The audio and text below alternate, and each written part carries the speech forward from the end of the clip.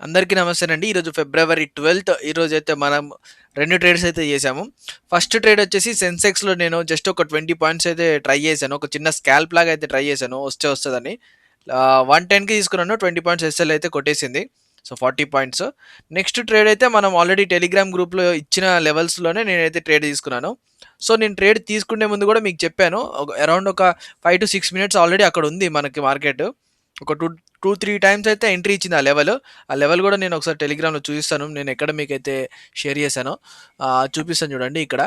ఇక్కడ చూడండి 26,100 పిఈ 231 దగ్గర అయితే తీసుకుంటున్నాను. 15 పాయింట్స్ ఎస్ఎల్ 1:2 టార్గెట్ అని చెప్పాను కదా!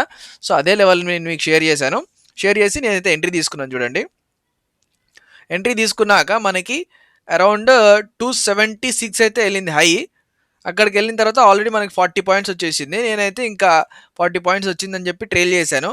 అదైతే 231 నుంచి 271 దాకా అయితే మనల్ని హిట్ చేసి ఆ తర్వాత 281కెళ్ళింది.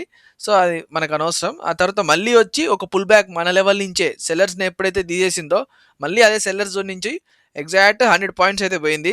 సో, ఈ మూవ్ అయితే మనం క్యాప్చర్ చేయలేకపోయాం. సో, ఆల్రెడీ మనము 2 ట్రేడ్స్ చేసాం కదా! సో, ఎందుకో నాకంత కంఫర్టబుల్‌గా అనిపించట్లేదు. నిన్న గూడా లాస్ ఉండే. ఈరోజు సరే నిన్న మనం 2 ట్రేడ్స్ కలిపి 30 పాయింట్స్ ఇస్తే ఈరోజు ఒక్క ట్రేడ్‌లోనే 40 పాయింట్స్ క్యాప్చర్ చేశాము.